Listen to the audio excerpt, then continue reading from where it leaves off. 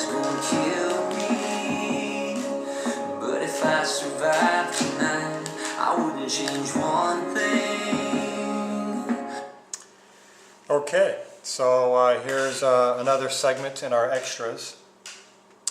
This is Chalktalk51. This is Coach Finn. And I call this segment 12 plus second goals.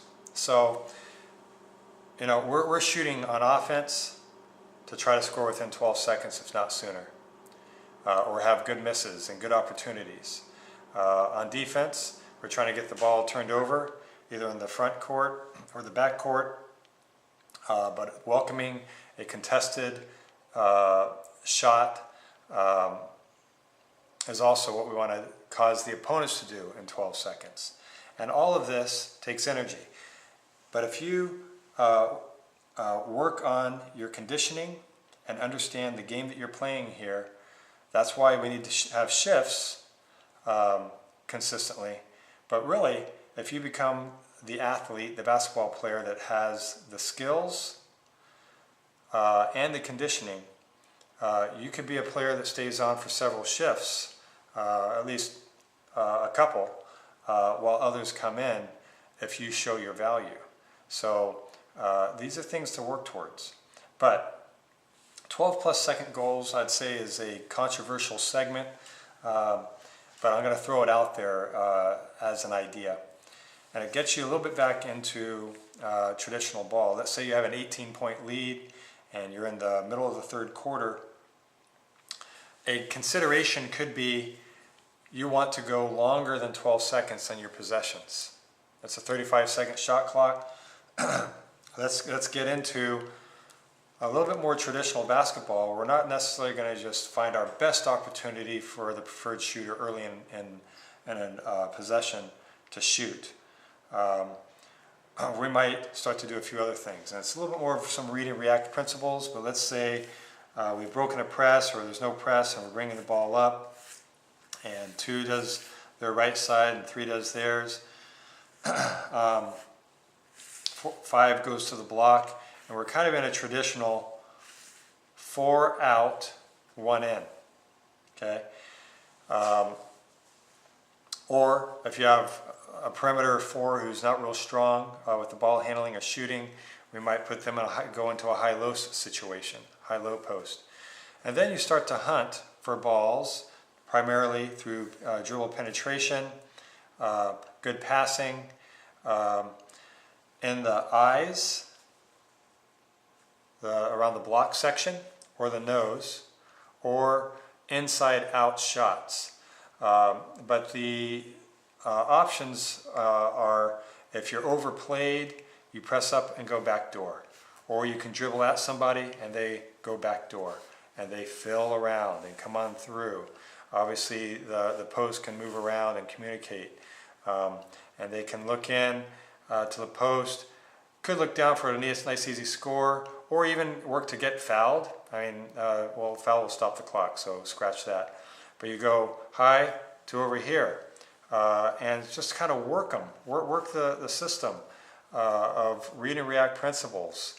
You know, if you have learned some of this stuff, if you start to penetrate in, 5 can drop short post, give you space, and you drop it down. You can do things like this, where let's say 4 came out to 4 out, 1 in.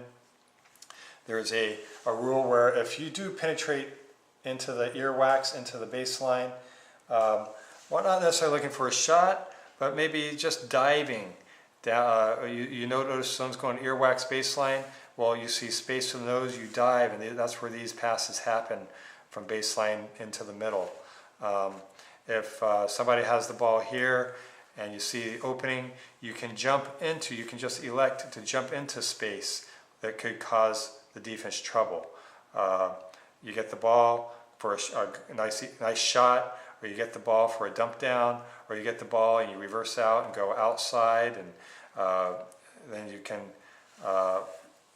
dribble at and back door, and you know, these are ways to work together, concepts to burn more clock but still get good opportunities. And then, you know, on defense, we score, and you can simply burn clock.